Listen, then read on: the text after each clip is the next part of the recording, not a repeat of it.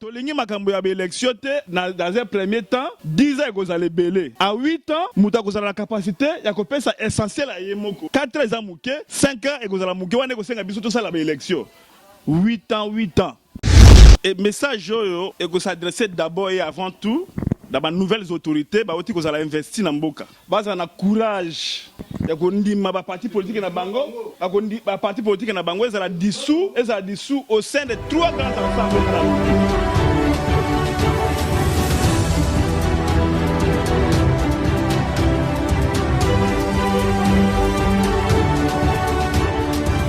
Mbote mingi balandi ya Centras TV oyo ezali totowelo na mingongo ya Centras TV lelo toyambi moko ya bato ya mayele oyo bavandi na kati ya Belgique yango tobengi ye po ete totuna avi ya mboka ndenge nini ezali kotambola. Papa kombo na onani?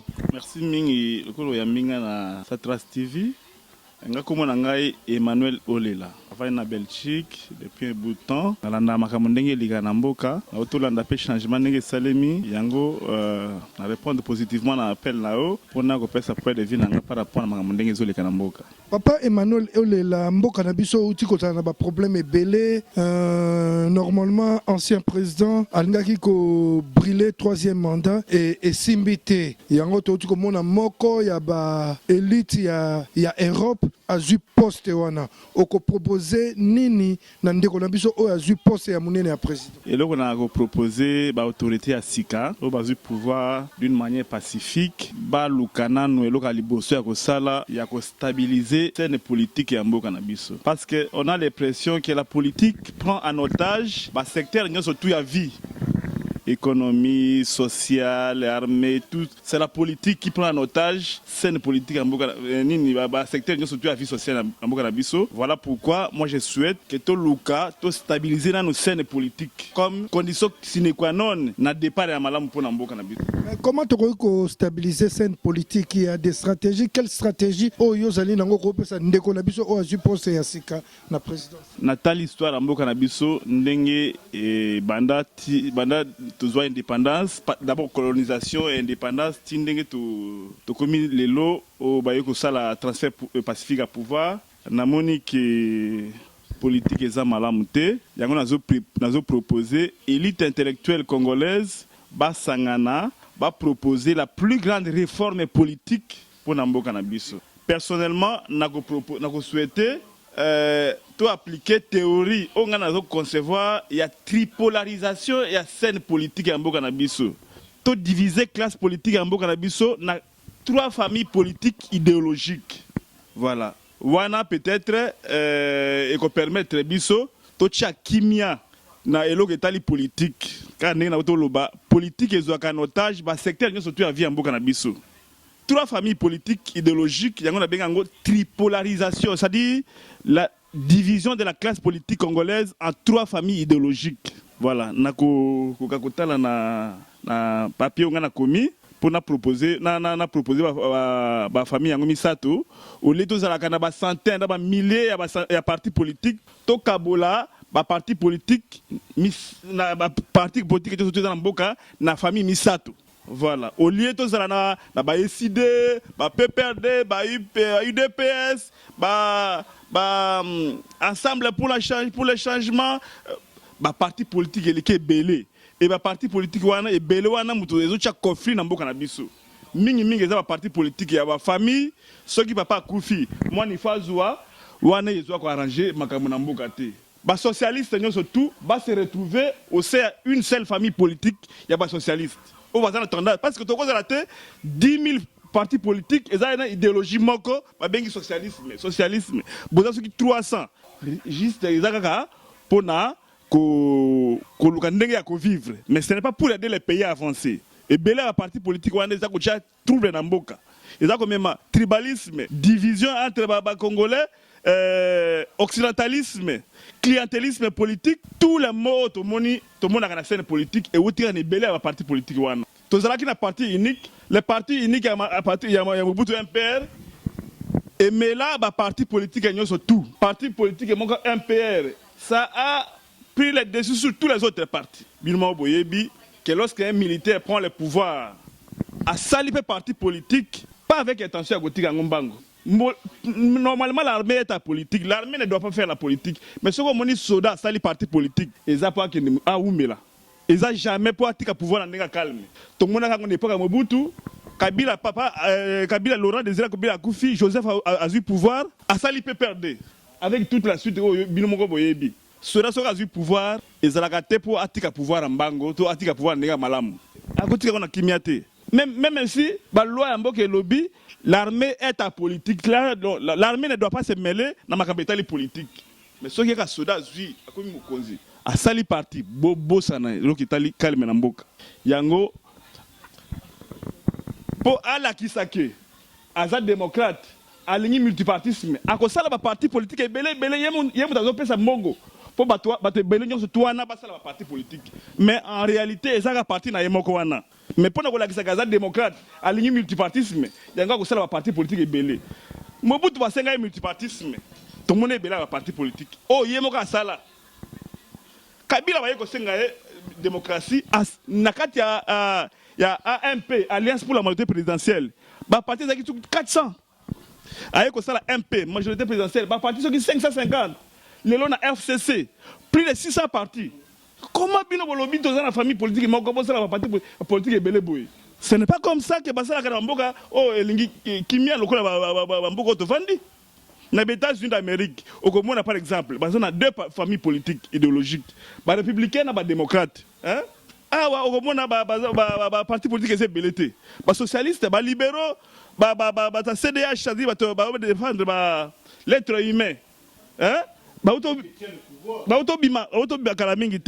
Mais certains na parti politique wana pona nini pona ngai to boma ba parti politique wana nyoso tout to bomi ango vraiment to sangisa ango na trois familles politiques idéologiques on isa idée na ngai na lobby te qu'ils a idée ils parlent de l'évangile oh to go changer te mais ça pona ngai na mona ils idée malamu pona ko kimia na mboka après wana to go banda ba réforme mususu mais réforme politique eza condition sine qua non pour un changement en Mboka. Et nani a ko sala eloko wana parce que quand on voit que le président a la place a un peu na minorité na kati parlement qui pourrait le faire ces mises en place là. Quand c'est pas désordre ñoo yango wana. Ba désordre ñoo yango wana. Hein? Hier ça na UDPS est allié. UDPS est allié. Kabila ça na FCC plus de 600 partis. Bato ya Lamuka ça na plus de 300 partis. Mboko bonga ndenge nini. Soki to kaboli parti politique ba famille politique na parti aminene misato désordre wana eko sila. Ko diriger mboka bando za ndenge nini. Pona ngane bandeli to ko banda ko diriger ba parti politique wana bando diriger mboka en tour de rôle.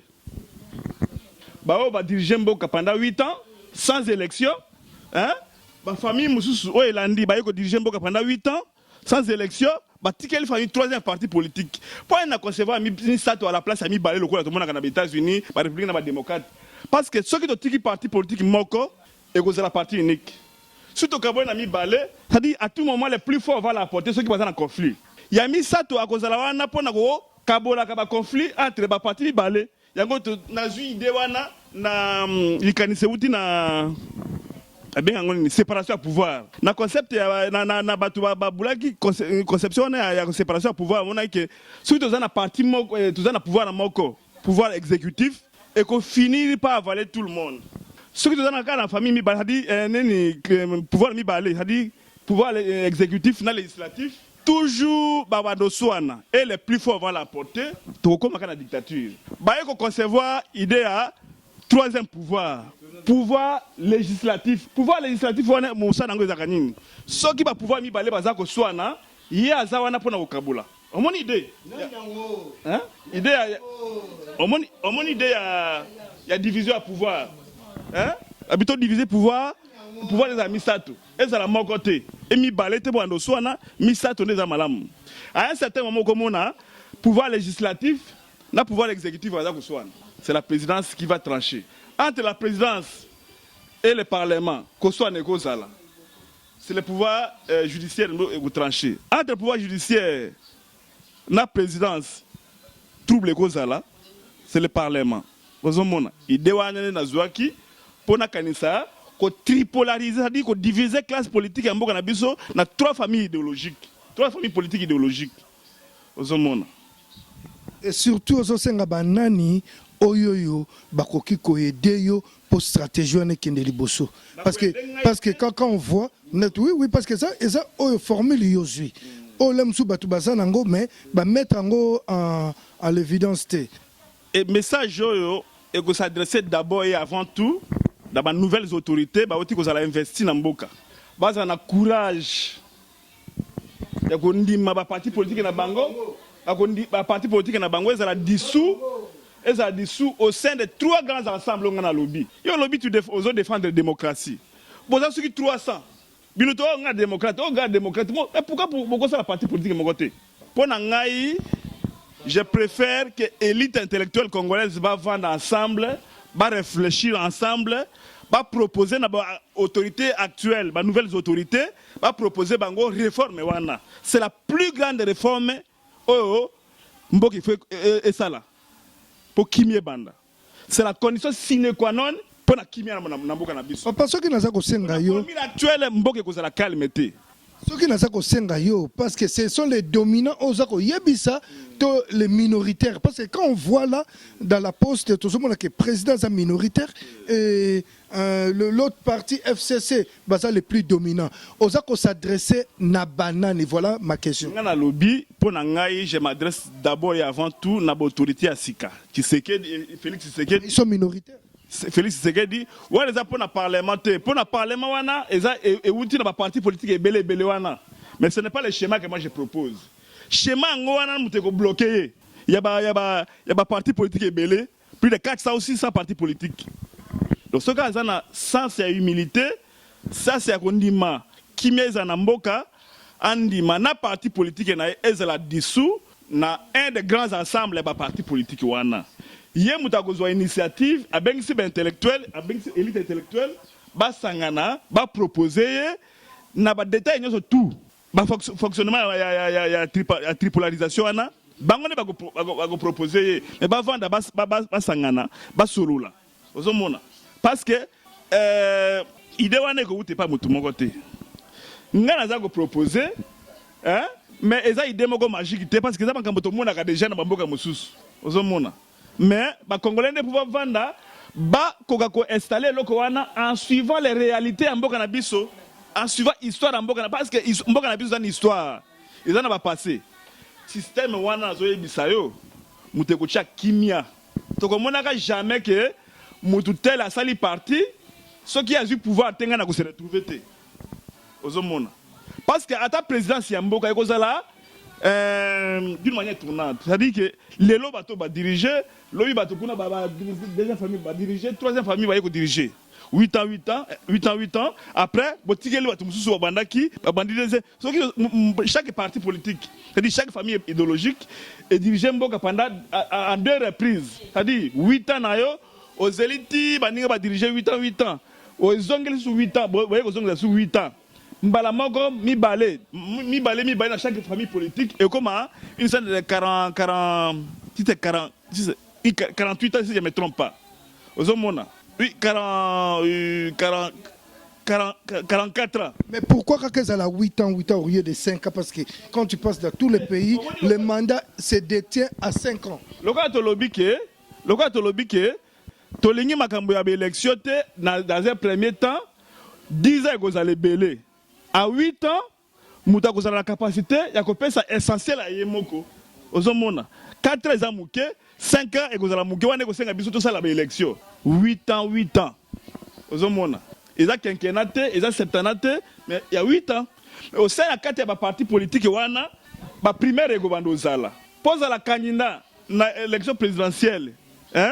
Il faut baninga ya parti na yo ba pona yo ndiko to mona na ba république na ba États-Unis na kata ba parti politique ba sala ba primaire élection c'est ba parti ozomona parce que ça base la démocratie ce qui na kata parti na yo ba poni yo que yo muto kendo kozala président na biso ya nini manamanda oyo yo muto kozala parce que ba poni yo ozomona et puis ekozala te ke kaka bato ya région moko bazala ki nini tour elekaki nde bando zongela susu tour mususu na ba ekolo na ba région et bandako baluka ozomona makambo soki tel a dirigé ki mboka ya région oyo région wana ko diriger so mboka na famille mosusu te pona ko pesa chance na ba région nyonso tout ba se retrouver.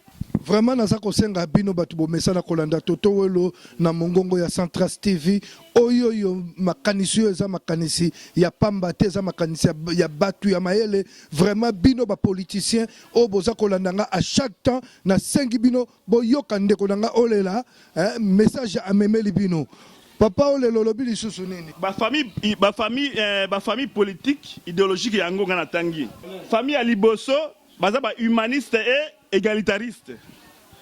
Pour la famille yoyo, bango balobi, l'être humain doit être placé dans le premier plan, il y a action à politicien. Bango bazo prôner égalité à citoyen. C'est-à-dire que toko sala ka politique te pona ko kolisa ba nyoka pona pusa eloko mususu mais pona bato. C'est-à-dire ici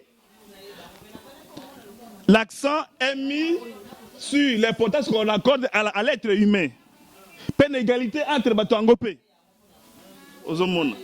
Pona bango, sans l'être humain, sans l'égalité entre les êtres humains, aucune action positive ne peut être faite au niveau Mboka. Ozomona. Deuxième famille politique, idéologique, progressiste, socio-démocrate. Ozomona. Les sociaux-démocrates pour na bango c'est-à-dire faire des comptes pour tout se retrouver dans la famille moko na sisi na noté que yomoko obaki eloko moko ba progressiste sociaux-démocrate babi sans le progrès social rien ne va aller dans mboka ozomona c'est-à-dire que démocratie et kosuka te kaka bachaka ba institution wana en place. Parlement est vendu, présidence est vendu, cour et tribunaux est vendu. Il faut pas de démocratie sociale et zala. Vous avez la possibilité, il y a la possibilité, il y a participer activement à la décision et vous concerner à venir dans Bango. Vous avez la deuxième famille politique. Troisième famille politique, on a proposé des dirigistes républicains. Pour nous, les dirigistes républicains. Pour nous, bango, parce que peu positif, il y a première famille politique idéologique, il y a peu positif et il y a deuxième famille. C'est-à-dire, les humanistes et égalitariste, les progressistes et sociaux et démocrates, parce que les dirigistes républicains, bango, il y a peu positif et la famille, on a mis balai. Tout ce qui est bon, na côté wana, bango va récupérer ango pour ba memango et kende liboso. Pour to bengi bango ba républicain na sens que bango bazalo kola ba gardien du temple. Ba conservateur en mboka. Hein? Bato baza ko battre l'école. Ba ko linga jamais ba yoka ke mutu moko ba linga te ka mboka. Ozomona. Alors, okomona que tous les partis politiques au monde na Kinshasa ba ko se retrouver dans trois familles yoyo. Mais l'égoïsme, c'est ça que la partie politique est belle. Likolo kaka azo ambongo, acha famille na ba place, ozoka, ayebana, azo a succès, alinga kabasa abatu. Ozomona, ndeo batu asala ka parti politique na bango. Après yeso ki akufi, faut kaka mwana na yazwa. Wana to ke voler ndenge wana te. Mais na ba famille politique, na ba républicain, na ba démocrate des États-Unis, mukolo pa parti wana azate. Ce sont les partis politiques de la République. Bango tout va défendre intérêt en Mboka, intérêt supérieur à la nation. Ozomona. Bango défendre grandeur en Mboka. Yango moni ba Mboka wana iza calme. Toza ko kima ba Mboka na biso bomengo etonda kaka pour stabilité ezate, calme ezate sur le plan politique parce que la politique prend en otage tous les autres secteurs de la vie sociale. Yango il faut stabilité zala na Mboka. La première des choses, les nouvelles autorités, il faut stabiliser la scène politique. Le modèle politique est dans le biso et qu'il faut évoluer le côté. Donc, comme un jour, un jour, aux hommes, tout le canal est stable, calme dans la politique. Politique, c'est que baby, na économie, aux commerce, aux nini, au couvent de nous passer sur la crise wana. Mandou ke kolela, aux hommes. Donc, tout le canal nous, kimia, na eloko babengi scène politique po to banda mboka na biso to banda kotonga mboka na biso.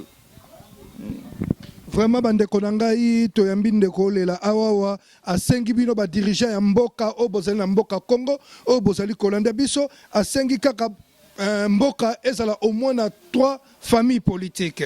Donc première famille politique, les humanistes et les égalitaristes. Deuxième famille politique, les progressistes sociodémocrates. Et troisième famille politique, les dirigistes républicains. Donc voilà, tozako senga na bino bande kolanga ibo meka ko tambuselo koyo pombo kanabiso e vanda na kimia oyo mutu ya libanda akoki sukolonga biso te. Papa olobini ni pona liloba suka tokomi ko chite na émission na biso tokolanda kayo tous les semaines po opesa biso mwa mayele ya baningo bazali na mboka po batambusa pe mboka olobini ni papa olela. Pona ngai nazane sengo mingi lokola mboka zui moi changement muke et bandeli wana eza nécessaire. Olinga te makambo ndenge zo banda wana eza nécessaire. Tolobi te makambo ebongi. Mais il y a un début à toute chose. Début yango wana toza ko vivre. Tolobi te eza parfait. Mais pour autant que to moni que mutu moko boye to chauffer makasi to ala moni que to lingiete à lâcher pouvoir. Vraiment ils ont début. Bato baza dessus na makambo wana eza mingi bato bazaki na tendance que anga il faut ka Tshisekedi azwa anga il faut Fayulu azwa pona ngai Shadali na ngaki te ka azwa lokola moko na bango azui il faut to luka to soutenir ye makambo ekende liboso bato baza na ba tendance nde baza dessus ba congolais nyoso tout aux la vigilant total makambo ndenge za koleka poto aider bango ba tambusa mboka malamu to lâcher eloko moko te totika bango pas eloko moko te tozui ya makasi ya wana mais za début ya malamu il faut to sepela mais biso za la vigilant po to cause la jamais pendant que tozana mboka ya mboka na biso ya richesse to kimaka mboka na biso ke na kalibanda to ke no luka bazili to ke ya kosenga bazili politique koto alors que mboka na biso etone makambo nyonso tout ozomona peuple to za la vigilant to za la un peu patient peut-être dans les jours qui viennent makambo kobonga na ndenga malamu. Merci ndeko lela batunini okopesa mbote na ba dirigeant na biso bazali na mboka ya mosolo ebele mboka elamu okopesa bango nini ngai naza na mutu moko te nakopesa mbote na mboka wana po nayebi bato bebele mutu moko te nakosite pe na tiki ba mususu bango tu baza bandeko na ngai nga na umele awa naza pe na posa nazonga na mboka na ngai mboka ebonga en tout cas nzambe azala na bino nyonso tu bo milengela po botala makambo ndenge nezotambola na mboka na bino po retombe ya kobonga mboka na biso ekozonga epa na biso epa na biso moko bakongolais tozala vigilant totala makambo ndenge eza koleka toyeba kosalisa bango parce que tosi tosalisi bango te bakosala makambo na ndenge na bango baconséquence tango ya mabe ekozonga epa na biso. On a tout intérêt à surveiller ce que les autres font parce que conséquence langue c'est pas na biso. Donc to cause la jamais ba observateur ya pamba to za la ba acteur na makambo na ba réforme na ba changement surtout et ça ko profiler à l'horizon. Oto ya ko buka ba malamu. Merci moko ya batu ya mayele ya mboka vraiment tozwa ki à pied levé tokokuta na mukoloni ni poto développer deuxième sujet kaka yo mutokotala mukoni toko solo la lisusu nazala pe na ba rendez-vous belé na baninge belé to sangana ngai naza fondateur ya mouvement malamu pour la démocratie. Mouvement nanga comme nango citoyen du monde pour l'universalité de la démocratie. Donc moi je me bats pour que la démocratie devienne une valeur universelle au même titre que les droits de l'homme. Parce que dans minute yo ceux qui dirigeants violer le principe démocratique eza na kata mibeko mboka Nations Unies ko sala bango logoté. Et kolobaka je prends acte. Oh non, j'ai fait ceci. Ozomona. Nous sommes préoccupés. Bazana droit mon côté. Par contre, ceux qui dirigent Bomi Moutou, wana ba ko interpeller. Alors, na démocratie, les analystes, que la démocratie soit érigée au même titre que les droits de l'homme, avec des textes juridiques très forts. Comme ça, tant qu'on a violé le principe démocratique, on rappeler l'ordre par les Nations Unies. Donc je me bats auprès des Nations Unies pour que la démocratie devienne une valeur universelle, au même titre que les droits de l'homme. Voilà. On a auprès des Nations Unies, pour les organismes internationaux, il y a Makasi. Monsieur Olela, Batou Ebele, Balandi, on a télévision et à Centras TV, au Koki Kopé, ça va coordonner de façon de loin ou de près. Na mutu akolinga a contactenga isa numéro nanga téléphone peut-être à copier sango et 0484 0032 pour na batouazan libanda Belgique 0032 484 201 323. Donc il y a téléphone nanga yango wana. Vraiment bino batu bozali na ba motuna ebele ba question ebele na sengi bino na numéro oyo ndeko na biso Olela moko ya bato mayele ya mboka ya Belgique numéro ne yango wana bobenga toko yamba lisusu naza na besoin ya ba question na bino pour la prochaine ce qui toyambié. Monsieur Olela vraiment merci na sengonde que to kokutana et tous un rendez-vous semaine prochaine, si y a moyen. Ceux qui nous ont dit disponible, malgré Moussala, na makambele na zanango ya kusala, mais ceux qui ont participé pour na makambeta limbo kana kozanga kozalate. Merci beaucoup, merci monsieur.